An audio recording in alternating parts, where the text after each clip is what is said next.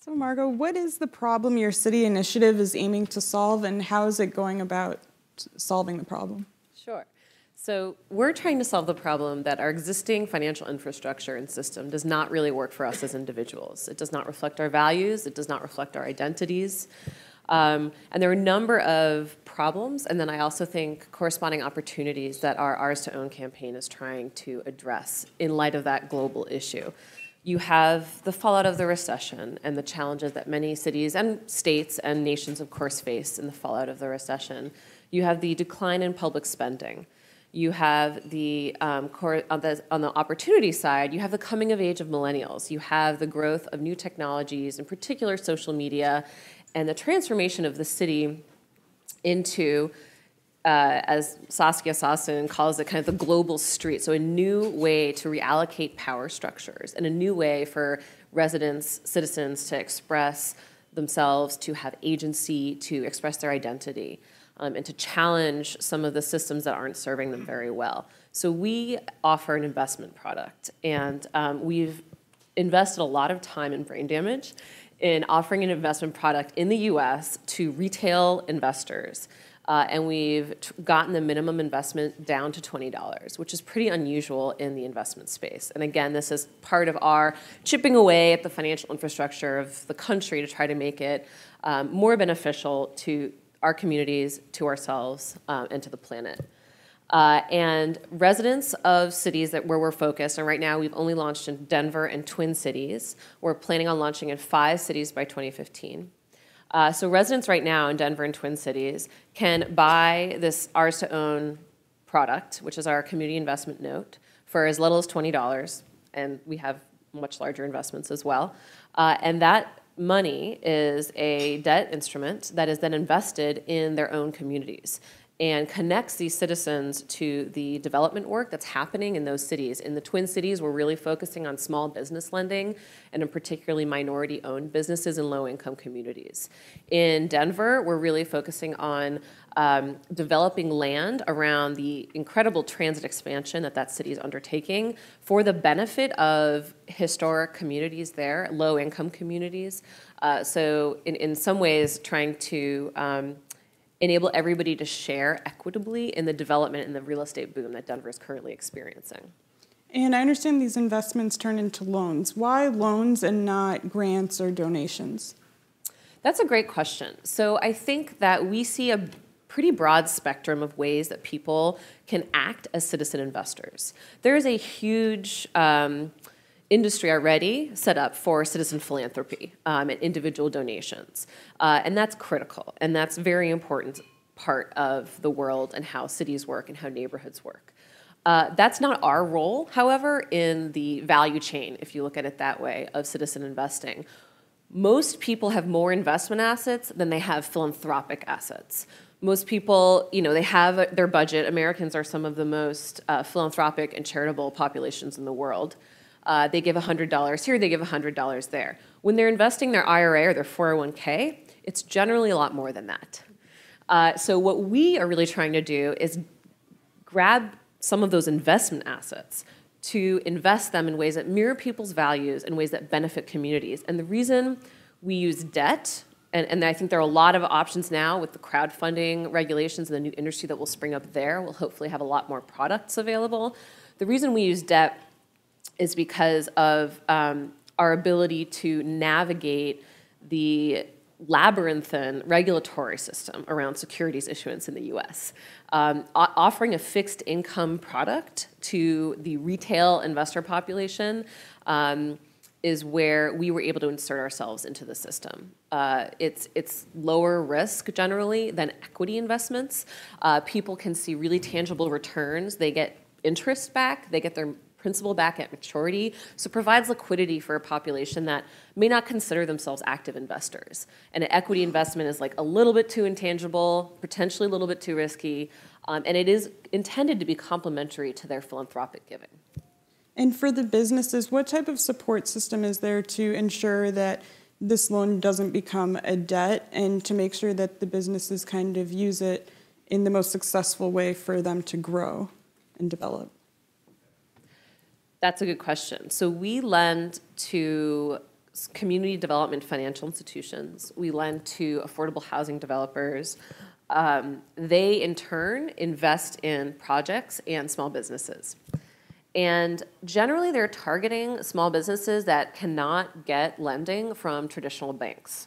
Or they're providing the gap financing, where a bank says, I'll only underwrite 70% of this project or this loan, and the business needs additional capital to make it happen. And these are both for-profit and nonprofit businesses that are ultimately receiving our funding. Many of them are entities like healthcare clinics and charter schools, and then many of them are for-profit, small and growing enterprises or micro businesses. And generally, when you're dealing with these kinds of populations who are either underbanked or don't have a long history of being able to access debt, there's a lot of technical assistance involved. The underwriting criteria is very carefully crafted to reflect the needs of that population. It's in everyone's interest for that business to survive, to grow, to be able to access commercial debt later on in their future. And so everyone is kind of in this game where we play in order to build the strength of these businesses. So the criteria are pretty conservative in terms of how indebted, for example, a business will be. Your debt service coverage is never going to be negative, if that makes sense. We personally are really good at underwriting financial intermediaries. And so we really look at their long-term sustainability, their success in meeting their mission. Everybody has at least a double bottom line, if not a triple bottom line, in the impact investing industry where we invest. So kind of key social tenets of lending are very closely followed. And how do you measure the success within each city of that initiative that you're taking in Denver? Yeah. In Denver and Twin Cities, we are measuring the number of investors, the amount that we are raising from citizen investors, and the amount that we're investing. So in general, we are investing more than what we're raising from citizen investors because we have a large pool of capital that we manage on behalf of many thousands of our investors. They are all seeking both social and financial return. And so we have already committed at least $10 million of investments into Denver.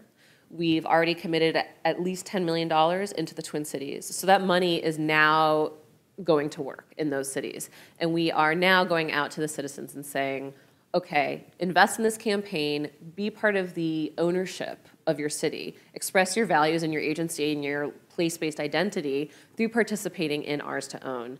We're going to be having events in the fall. And so one of our metrics of success is how many investors can we get to show up at events where we're showcasing the work that they're financing. Here's a school that you built and you own a piece of, basically. Can we create a lot more connection between the urban development infrastructure in cities, which is usually very dominated by private sector and public sector, and in some cases philanthropy, and the population and citizen engagement? Can we bridge those conversations and help everyone's work get better? So there's a numbers part, and then there's also a qualitative part. When it comes to the qualitative part, does picking the businesses that get to benefit from the city initiative you have, do you look into kind of what the demands are and the needs for each city? Does it depend on the city, on which projects get funded? Absolutely. So we do not arrive in a city with a development agenda. We really see ourselves as a platform that can be made available in a city or around an issue. And our partners, whether they're the government or more likely our borrowers, so the people working on the ground in Denver, in Twin Cities, in Baltimore, they tell us what the need is. They say, here are the kinds of projects, here are the kinds of businesses that we want to help or that we want to finance. Here's the kind of capital we need to do that we don't have. Can you provide that? And can you provide that through our residents? How do you help us tell that story of what we need on the ground? And that's where we come in. So we see ourselves as being responsive to the need rather than dictating, oh, this is what's needed in this city. Because we're headquartered in Bethesda, Maryland. We're a small staff of 30 people. That's really not our job. And with gentrification projects in urban areas, cities like Denver now have some of the highest real estate in the inner urban areas, and you have a population that is wealthy and able to move into revitalized areas versus a population that can't afford to move out of the underserved areas. Mm-hmm. how are you able to kind of make sure that you are serving the underserved, and what role does gentrification play in your project? That's a great question. And I think in the Denver example in particular, the real estate value is pretty funny. One of the unintended consequences of legalizing marijuana is that real estate values, especially in warehouse districts, have shot through the roof. And actually, Denver is probably the best example of how we're partnering on the ground to gentrification is a loaded term. We're not preventing gentrification, but we're trying to make sure that there's equitable benefits from the development that's happening in the city. And we're working with a partner called the Urban Land Conservancy. They are kind of a land bank / developer. They explicitly focus in low-income communities like Westwood. And what they do is try to acquire land that is around the Fast Tracks expansion, which is the huge, huge regional transit expansion that's happening in Denver. And they try to acquire land in existing low-income communities, like Westwood. And what they do is they hold on to that land and they engage the community, the existing community, in how they want to develop it. And for example, they've done this in a place called Holly Square, where they took over a piece of land that actually was the site of some arson, gang-fueled arson, and because of the community input and engagement, developed it into Boys and Girls Club, a senior day center, basketball courts for the kids. They really see themselves as an agent of the community and developing these properties for community benefit. And otherwise, this land would be purchased probably by for-profit developers, and high-rise luxury condos would be going in. So that's how, those are the kinds of people and organizations that we partner with, specifically to ensure that those low-income communities, the people who are there now, who have been there, can benefit from the real estate boom, the transit expansion, and the economic growth of Denver. And one of the things that urbanization has an impact on is the ecosystem and the environment. Mm-hmm. And what role does environmental sustainability take in the model of the city initiative? So I don't think we have an explicit role yet. I think in certain cities where we're seeing certain themes develop, and I think this is the case in Baltimore and also the case in Washington, D.C., some of the biggest need is around sustainable infrastructure. And not just, say, stormwater retrofits, community solar, but also the recognition that health starts in our homes and in our schools. A lot of social determinants of health are, and that's a very wonky phrase, but they are really the things that are driving our health outcomes. More so than your genes, more so than your behavior, is your built environment in many cases. Whether it's walkable, whether it's ventilated, whether you're exposed to lead. I mean, really basic environmental exposure, as well as things like, is your city a massive heat island? Because you're going to have asthmatic complications. Children are going to be not going to school as often. Parents are going to be having higher levels of absenteeism, and everyone's economic prospects suffer as a result, including the city's overall performance. So the built environment and the environmental resiliency is a huge, huge issue in this space that I think we're only just starting to wrap our heads around. I think initially, especially in affordable housing, for example, people were just trying so hard to create access to housing, access to shelter. And right now, I think what we're doing with most of our borrowers is layering in the fact that this housing has to also contribute to the borrower's health. And there's a whole host of ways that needs to happen. And a lot of that is plugged into, well, how environmentally friendly and sustainable is this city? Is it a car-only city? How walkable is it? How can we've always tried to co-locate housing near jobs, but now you want to look at, is it near grocery stores? Can they access fresh and healthy food? Is there a health clinic nearby? Is there green space? What's the health situation of this population? Are you seeing incredible amounts of type 2 diabetes amongst the children? Is there childhood asthma? It's really interesting how tweaks in the built environment, in the urban environment, can vastly decrease the incidence of chronic childhood asthma, for example. And that's one of the potentials we really see for this work in some of the cities. And you guys are providing a tool for cities and communities. when it comes to responsibility, how much responsibility do you think falls on the government and how much falls on the actual community members? A lot of times you see a local business or a shop open up, and then all of a sudden, you know, a Walmart or a Kmart or a Target or something open across the street, and everybody in the community starts going there, and they stop going to their local store, and that local store is no longer in business. How much falls on the community and the city? So I think what you've been increasingly seeing the last few years is the growth of trends like the sharing economy, buy local campaigns, a lot of ways in which the communities and the citizens themselves are expressing a desire to have more resilient and local cash flowing and economic growth. And there are lots of ways that cities can help with that. And cities have multiple mandates. They have to be connected on the global level, and they have to be responsive on the neighborhood level. So I don't actually see them as competing narratives. Whether a city tries to give tax breaks for an urban footprint for a Target store should not necessarily be at odds with the city's ability to sustain local businesses that meet the residents' needs. But they do have to, and more so than they've done historically, cities do have to thoughtfully implement policies and zoning and feedback processes that really enable both levels of activity. What we have seen an increasing acceptance of in city government and state government and federal government even is the acknowledgement that small businesses in the United States employ the vast majority of people. So for every Apple you have out there, or Google that's employing several thousand people, in that particular community, the vast majority of residents are employed by small businesses. So how do you help small businesses thrive? How do you help them grow? How do you help them have a sustainable future? And I mean, there's a whole host of issues out there that you could talk about, like subsidized childcare for their workers, global access to healthcare, things like this, that lots of cities are putting into place. And in cities with like Denver that have the expanding railway, how are you guys encouraging businesses to hire locally, or are you encouraging them? So since we don't lend directly to local small businesses, we do that through our partners.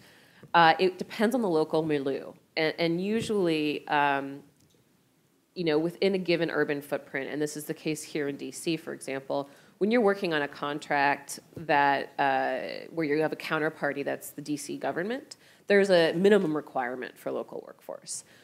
When you're working in low-income communities and financing small businesses, they are predominantly locally owned, and they hire local people. So one of the small businesses that we are helping through our partner in Minneapolis, which is the Community Reinvestment Fund, is called the Buttered Tin. And it's a small bakery cafe, local place in the Twin Cities. And when it's founded by two women who could not get a loan from any commercial bank. They're doing great, I'm happy to say. And they started off thinking that they would only hire 10 people. And I think they're now up to 30. And the vast majority of their hires are in their own neighborhood. They're locals. When you're operating on that scale, it makes sense. You don't want people to have long commutes to work. You want to have a captive population. You want people to feel that sense of ownership, and identity. The same thing we're trying to foster with the Ours to Own campaign in the business, so that you're always going to stop by that place for your coffee because your cousin works there, or the owners, rather than the Starbucks on the corner. Can you tell us more about that project? How is that growth from 10 to 30 and the success of that business? So our partners, the Community Reinvestment Fund, who do the lending directly to the small businesses, would be able to answer that better than I can. At the end of the day, whether you're financing local business or social enterprise or a charter school versus, a for-profit business or a private school or what have you, at the end of the day, business is business. If they can't run a bakery successfully, they will not grow. And so we can provide entrepreneurs with tools. We can provide them, and really what we focus on is being able to provide entrepreneurs with finance at the appropriate times of the appropriate type. But they have to know their business. And this is one of the things we see a lot in the social enterprise space, where people kind of forget about the enterprise part of that. It's great to have a double bottom line or triple bottom line business. It's great to have a local focus, but you've still got to execute on it in your market. You have to know your customers. You have to provide good product. You have to have a functioning business model that can do growth, and you can expand and hire over time. And what are the short-term goals and long-term goals for the project? So our short-term goal is to launch ours to own in 5 cities by the end of 2015 and raise $30 million from citizen investors. We're hoping to engage at least 7,000 investors across the country, hopefully more, and we'll hopefully raise more. We'll certainly be investing more than $30 million. So that's our short-term goal. And I think in the long term, we can see this spreading across the country. I mean, the reason we picked 5 cities is a little bit arbitrary. Partly it's because of our own bandwidth. What we'd really like to see is this becoming its own entity. You could see local investment platforms popping up in every city, and also in rural America. We're working on a rural option for this as well in the South. There's no reason that local investment cannot be harnessed towards the needs of the community. The biggest challenge is the vision and the financial infrastructure and the tools to do it. And which 5 cities are you guys picking and why? It's a secret. No, it's not really a secret. So we are starting in Denver and Twin Cities. It's launched. You can visit vested.org and check those out, those investment offerings out. We are going to launch one in Baltimore.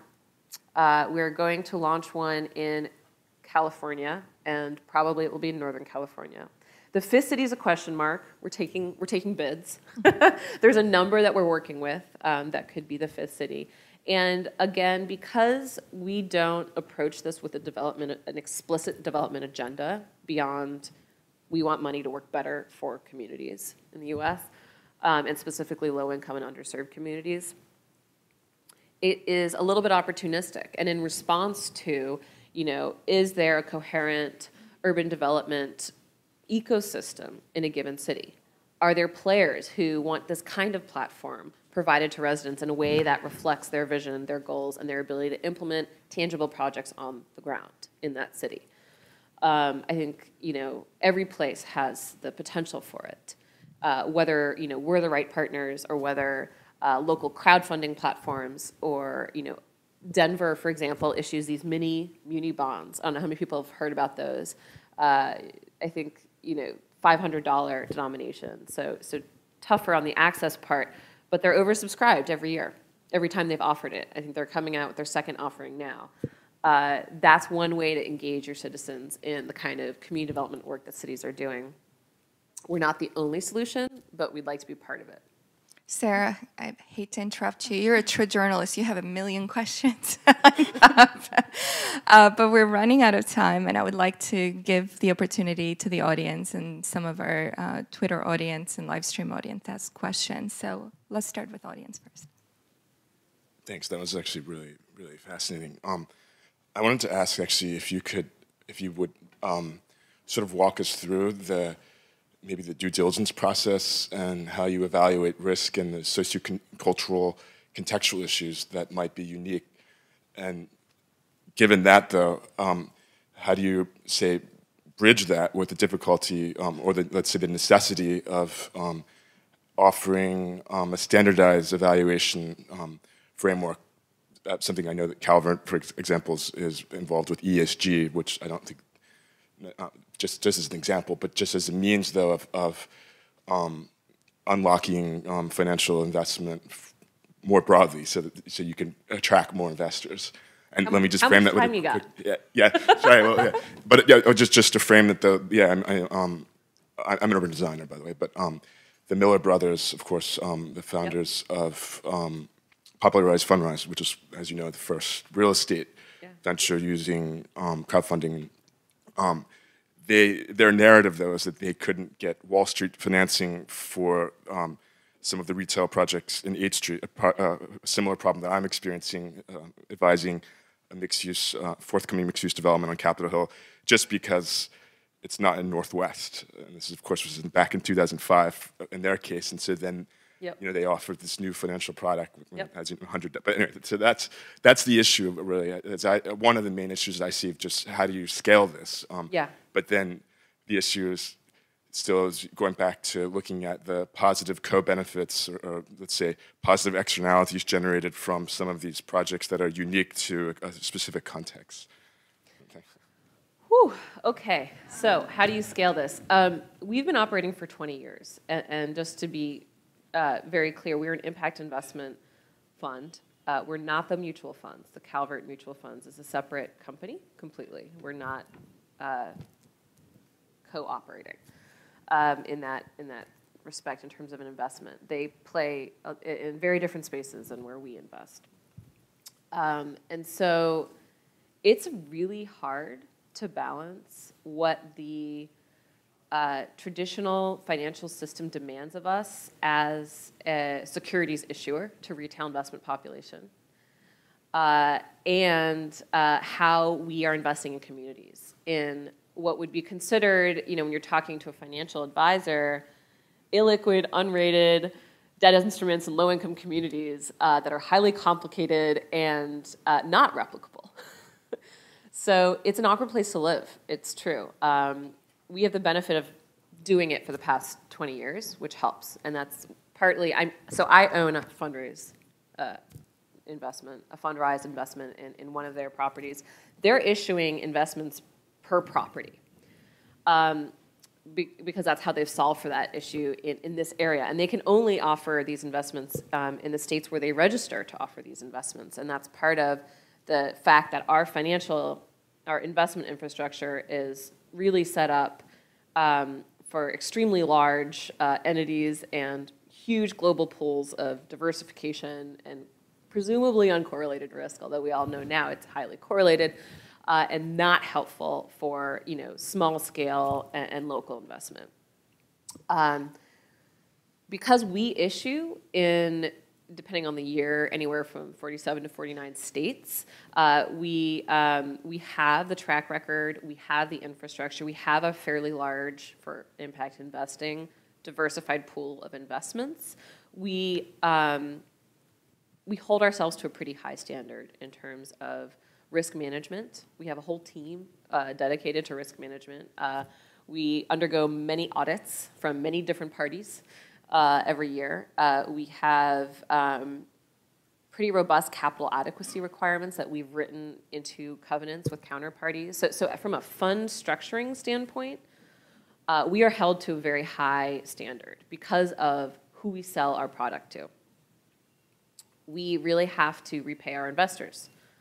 We've always repaid them to date, but the second we don't repay an investor, it's not like a hedge fund or even a crowdfunding investment where the counterparty can still, oh, sorry, Mr. Investor, Mrs. Investor, you did not get your money back. We're going to keep doing our business over here.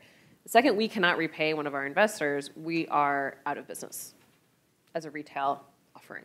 On the project level side, we invest in multiple sectors. We have underwriting processes for every sector.